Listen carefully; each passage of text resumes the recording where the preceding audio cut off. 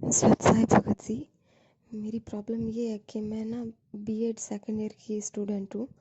मेरा रीट एग्ज़ाम भी होने वाला है अभी फरवरी में। लेकिन मेरा मन पढ़ाई में बिल्कुल नहीं लगता, बस ओनली सत्संग सुनना ही अच्छा लगता है। ऐसे में पढ़ाई बिल्कुल नहीं होती है और ना ही मन करता है पढ़ाई करने का। गुरुजी के ज्ञान को आधार बनाने के बाद ना बाकी सब चीज़ें बेकार लगती है। लेकिन घर वालों की पढ़ाई करना भी ज़रूरी है। वो बोल रहे हैं लास्ट चांस है, पढ़ाई करनी है तो कर लो, अब आगे का पता नहीं। लेकिन मेरा मन बिल्कुल नहीं लगता पढ़ाई में। समझ नहीं आ रहा अब सत्संग सुनूं या पढ़ाई करूं। भक्ति ज़रूरी है पढ़ाई से ज़्यादा, लेकिन मन ही नहीं लगता बिल्कुल। सत्संग सुनने बैठो तो 3-4 घंटे सुन लेती हूँ, लेकिन पढ़ाई 1 घंटे भी नहीं होती, मन नहीं लगता। अब यही सोच रही हूँ पढ़ाई से ज़्यादा भक्ति ज़रूरी है तो सत्संग ही सुनती रहूँ, लेकिन फैमिली का क्या करूँ। शंका का समाधान करना भगत जी। सत साहिब। बंदी छोड़ सतगुरु रामपाल जी महाराज जी की जय हो। सत्साई बहन जी, आप जो बात कह रही हैं वो बिल्कुल 100% सत्य है, क्योंकि जब आत्मा को असली पढ़ाई पढ़ने को मिल जाती है तो अन्य नकली पढ़ाई में इस आत्मा का मन बिल्कुल भी नहीं लगता है। और इस आत्मा की असली पढ़ाई परमात्मा का सत्संग, परमात्मा का ज्ञान, इससे बढ़कर दुनिया में और कोई पढ़ाई नहीं है। ये शिक्षा परमात्मा ने अच्छी तरीके से समझा रखा है कि शिक्षा केवल परमात्मा ने इसलिए देना अनिवार्य समझा कि शिक्षा से हम परमात्मा को पहचान सकते हैं, क्योंकि हमारे पूर्वजों को, हमारे बुजुर्गों को अक्षर ज्ञान नहीं था, वो शिक्षित नहीं थे, जिस कारण से जैसा भी उनको भगवान का रूप स्वरूप बताया गया वैसा ही उन्होंने मान लिया। अपने पेट पालने की खातिर अज्ञानी धर्म गुरुओं और पंडित लोगों ने, जो अपने आप को गुरु समझते थे, उन्होंने अपने पेट पालन के लिए हमारे पूर्वजों को बता दिया कि भाई ये पत्थर है, ये शंकर जी हैं, ये पत्थर हैं, ये श्री कृष्ण जी हैं, यही भगवान है, इस शालिक की पूजा करो, इसी से तुम्हें सब कुछ मिलता रहेगा। बेचारों ने वैसा ही अनुसरण किया जैसा उन नकली धर्म गुरुओं ने उनको बताया। अगर उस समय उनके पास शिक्षा होती, अक्षर ज्ञान होता, तो वो स्वयं भी शास्त्रों को पढ़ सकते थे, वास्तविकता से परिचित हो सकते थे। लेकिन शिक्षा ना हो पाने के कारण उन्होंने शालिक को ही भगवान मान लिया, पत्थर को ही परमेश्वर मान लिया। तो परमात्मा नहीं चाहते थे कि मेरे बच्चे हमेशा यूं ही भ्रमित रहें। तो इसलिए परमात्मा ने कलयुग की इस बिचली पीढ़ी में, जो कि भक्ति मार्ग का समय है, मोक्ष मार्ग का समय है, भक्ति युग है, इस समय परमात्मा ने शिक्षा का प्रचार प्रसार करना अति अनिवार्य था, ताकि ये आत्माएं अब किसी भी प्रकार के भ्रम में, धोखे में, शंका में ना रहें कि भगवान पत्थर है या भगवान हमारे जैसा है। तो बहन, आत्मा की असली खुराक केवल परमात्मा के सत्संग है। ये MA, BEd, PhD, MSc, BSc, BA ये नहीं है। देखो बहन, चक्कर क्या था, आज भी जो लोग ज्ञान से परिचित नहीं हैं, विशेषकर परमात्मा के तत्व ज्ञान से जो माता पिता परिचित नहीं हैं, और जो परिचित हैं उनमें से भी 90% लोग केवल नौकरी प्राप्ति के लिए ही अपने बच्चों को पढ़ा रहे हैं। जबकि ऐसा नहीं है बहन, शिक्षा कभी भी नौकरी के लिए नहीं होती है। गुरुजी ने बताया कि नौकरी केवल एक लड्डू था, परमात्मा ने नौकरी केवल एक लड्डू के रूप में फेंका है, ताकि ये जीव नौकरी के लालच में शिक्षा ग्रहण कर लें। माता पिता नौकरी के लालच में अपने बच्चों को पढ़ाएं, अन्यथा शिक्षा का वास्तविक जो महत्व है, जो टारगेट है, वो नौकरी प्राप्ति नहीं है। शिक्षा का वास्तविक महत्व परमात्मा प्राप्ति है, क्योंकि शिक्षा से हम परमात्मा को पहचान सकते हैं, अच्छे बुरे का निर्णय हम स्वयं कर सकते हैं, लोगों के भ्रम और बहकाव में आने से हम बच सकते हैं। इसलिए परमात्मा ने शिक्षा दी। नौकरी तो केवल एक लड्डू की तरह परमात्मा ने एक झांसा दिया, परमात्मा ने थोड़ा सा लालच दिया कि इस नौकरी के चक्कर में, 2 पैसे कमाने के चक्कर में ये जीव पढ़ाई पढ़ लेगा, अक्षर ज्ञान युक्त हो जाएगा, माता पिता स्कूल भेजते रहेंगे। तो सिर्फ ये एक लड्डू था, इससे बढ़कर और कुछ नहीं। आज जब हमें परमेश्वर ने आके सारा मूल ज्ञान दे दिया, वास्तविकता हमारी आंखों के सामने लाके रख दी, बहन अब हमें इस पढ़ाई में ज्यादा इंटरेस्ट होना भी नहीं चाहिए। देखो, आपके अंदर से जो आवाज आ रही है, आप कह रही हो कि मुझे गुरुजी के सत्संग सुनना ही ज्यादा अच्छा लगता है, मेरा ध्यान पढ़ाई में बिल्कुल भी नहीं जाता है। बहन, दास जो भी कुछ बोलता है, दास उसी आधार से बोलता है। और दास शंका समाधान के अंतर्गत यदि परमात्मा दास को लेके आए हैं, तो दास हर पहलू पे उतना ही बोलता है और उसी हिसाब से बोलता है जितना दास उस चीज को फॉलो करता है। अभी आप मेरे घर पे होती तो आपको मालूम पड़ता, कई बार मेरी भक्तमती और मेरा दोनों का बच्चों की पढ़ाई को लेके हल्का फुल्का झगड़ा सा हो जाता है। वो कहती है इनको पढ़ाओ, मैं कहता हूँ क्या करोगी इनको पढ़ा के, इनको पढ़ा के क्या करोगी? इनको कलेक्टर बनाओगी, इनको इंजीनियर बनाओगी, इनको वकील बनाओगी? और ये बन गए वकील, उसके बाद क्या करेंगे? दुनिया को ठगेंगे? क्या करेंगे बताइए? सरकारी नौकरी लग के आप कौन सा ईमानदारी का काम कर लोगे? अगर मान लीजिए आपने ईमानदारी का काम भी कर लिया, तो क्या ऊपर वाले आपको ईमानदार रहने देंगे? क्या आपकी मर्यादाओं में आपको रहने देंगे? मान लीजिए आपने अपने बच्चे को पढ़ाया पुलिस में लगाने के लिए, बच्चा कांस्टेबल बन गया, थानेदार बन गया, फिर क्या करेगा? गुलामी, चापलूसी। ऊपर से ऑर्डर आएगा, साहब शाम को साहब के घर पे देसी घी का पीपा भेजना है। क्या करेंगे? गाड़ी लेके जाएंगे, रोड पे लगाएंगे, बैरिकेड्स लगाएंगे। आओ भाई, तेरे पास हेलमेट नहीं है, तेरे पास लाइसेंस नहीं है, उल्टा सीधा बोल बाल के लोगों को ठग ठुक के उल्टे सीधे चालान काट के अपने भी कर्म बिगाड़ेंगे और दूसरों की भी बद्दुआएं लेंगे। कौन सी नौकरी लगाओगे बहन आप अपने बच्चों को? अरे परमात्मा ने तो खुद नौकरी छोड़ के बताई है।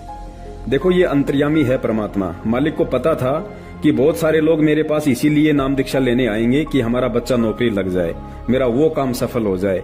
बहन जी, परमात्मा ने बीच में नौकरी छोड़ के दिखाया है कि भाई मेरे पास नौकरी लेने के लिए मत आओ। मैं यहाँ पे नौकरी दिलाने का ठेका नहीं लेता और ना ही नौकरी लेने दिलाने की ये भक्ति है। परमात्मा ने खुद अपनी पेंशन, जो मात्र 18 महीने बाकी थे, जेई की जो नौकरी थी परमेश्वर जी की, तो 18 महीने बाकी थे पेंशन आने में, और परमेश्वर ने उसी समय रिजाइन कर दिया। साथी बोले भाई क्यों पागलपन कर रहे हो, 18 महीने बाकी हैं। अरे भाई 30-40 रुपए पेंशन आएगी, बढ़िया आराम से रहेगा, बुढ़ापा कटेगा। जैसा भी वो लोग सोच रहे थे अपनी बुद्धि इस तरह से, तो परमात्मा ने कहा भाई ये पेंशन लेते हुए तो मुझे असंख्य योग हो गए, अब तो भाई सच्ची सरकार की नौकरी मिली है, सेवा मिली है, वही करूंगा। ये पेंशन तो पता नहीं मेरी कितनी बार बंद चुकी है।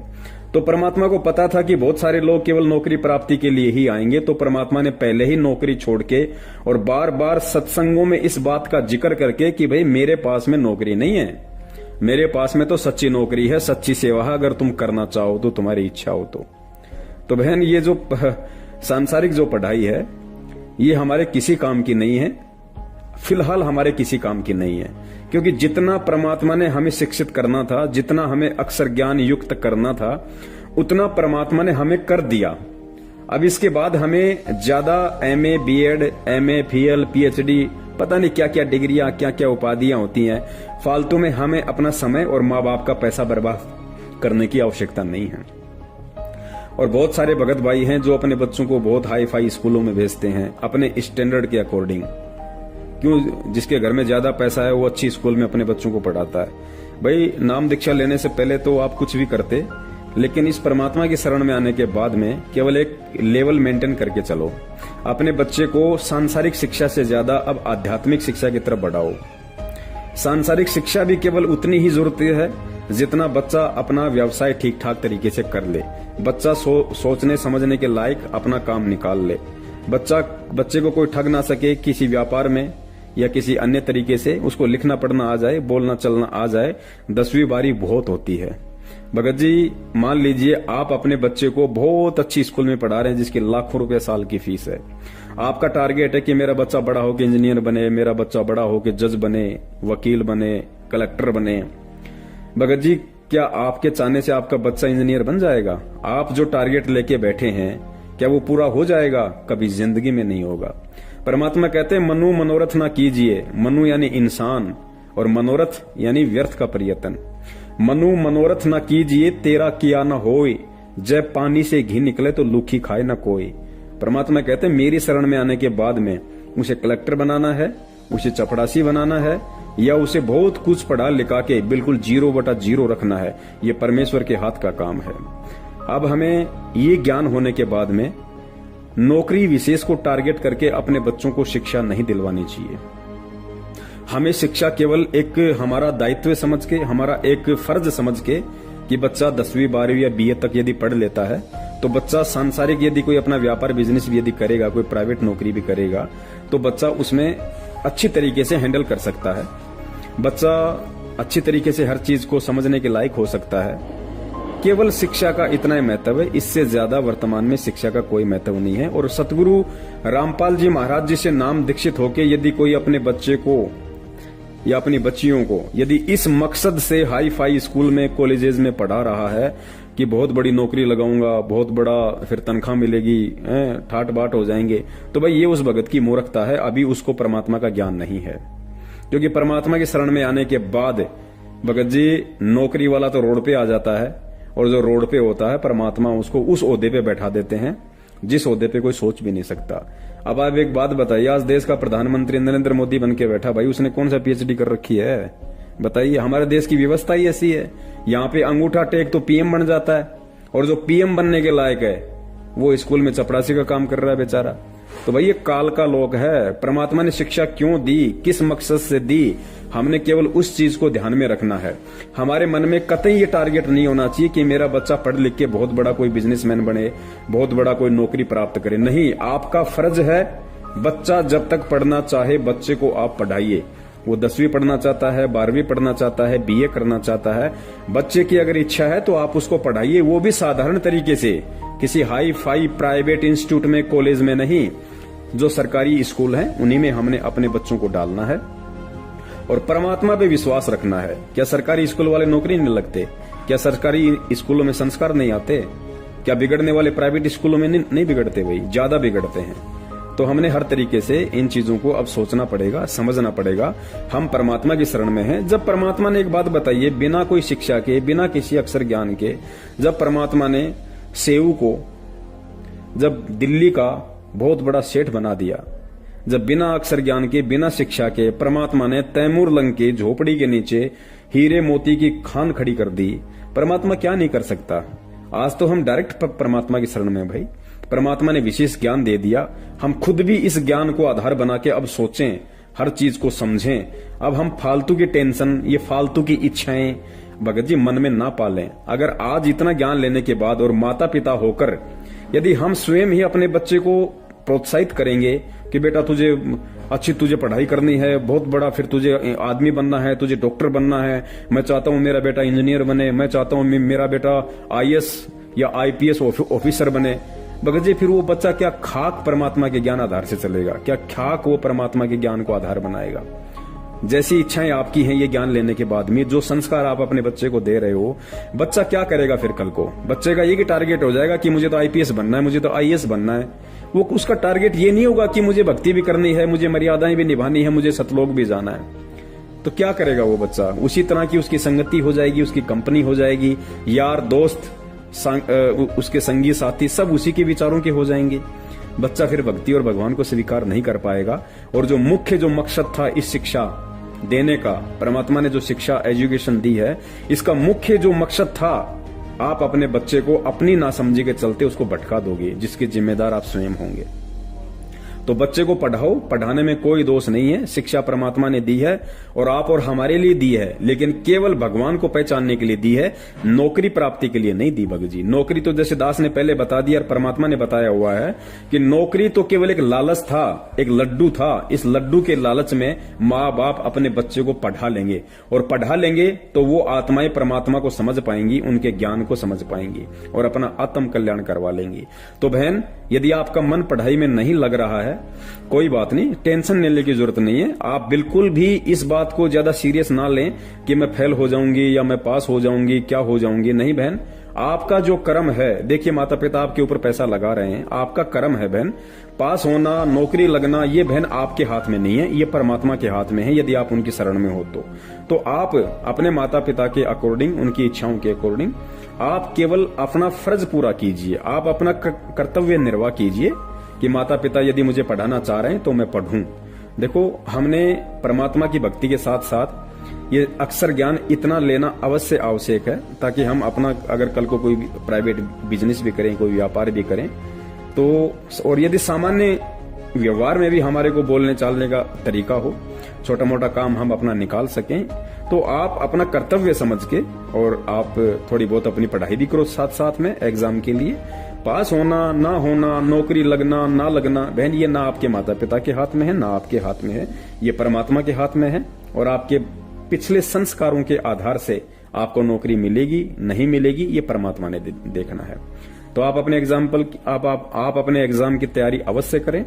जबरदस्ती आपने करना नहीं है, जितना आपका दिमाग काम करे, जैसा आपको उचित लगे उस हिसाब से नॉर्मल तरीके से आप जरूर उसकी तैयारी कीजिए। परमात्मा चाहेंगे तो बहन जी नॉर्मल तरीके से की गई पढ़ाई में भी परमात्मा फर्स्ट डिवीजन दिलवा देंगे। बहन जी परमात्मा के हाथ में है। जब परमेश्वर ने सर्वानंद के अक्षर चेंज कर दिए तो बहन जब आपकी एग्जाम सीट जब कोई टीचर चेक करेगा तो क्या परमात्मा उसको चेंज नहीं कर देगा? कुछ भी कर देगा। भगवान धरती पे है, समर्थ है। क्या मालिक को नहीं पता कि ये मेरी बच्ची पढ़ाई से ज्यादा मेरे सत्संगों वाली पढ़ाई को महत्व दे रही थी? परमात्मा कुछ भी कर देगा बहन। लेकिन देखो हमने अपना जो कर्तव्य है माता पिता के प्रति वो यदि चाहते हैं तो हम भी उनकी इस चाहत को पूरा करें और हम एग्जाम फाइट करने के लिए हम पढ़ाई करें, जरूर करें। लेकिन हमारे अंदर ये भाव ना हो कि मैं कोई नौकरी लगूं या मैं कोई बहुत बड़ी कोई अधिकारी बनूं। ये बिल्कुल भी हमारे अंदर इच्छा नहीं होनी चाहिए। इतना हमें होना चाहिए कि मुझे परमात्मा ने शिक्षा केवल अपने आप की पहचान करवाने के लिए दी है, भगवान और भक्ति की पहचान करवाने के लिए परमात्मा ने मुझे शिक्षा दी है। शिक्षा का केवल इतना ही महत्व है, इससे ज्यादा शिक्षा का कोई महत्व नहीं है।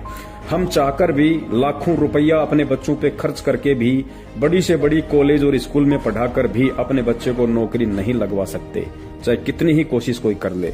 एक बात बताइए, एक बाप के 4 बेटे हैं, एक बेटा तो बन गया कलेक्टर, एक बेटा बन गया मास्टर, एक बेटा भेड़ बकरी चराता है, एक बेटा खेती करता है। अब वो बाप ये कहे कि मैंने मेरे बेटे को कलेक्टर बना दिया, अरे मैंने मेरे बेटे को हेडमास्टर बना दिया। अरे भैया अगर तूने ही तेरे बेटे को कलेक्टर और हेडमास्टर बनाया होता तो दूसरे तीसरे नंबर का भेड़ बकरी क्यों चरा रहा है? वो खेत में हल क्यों जोत रहा है? जेठ के महीने में पसीने टपक रहे।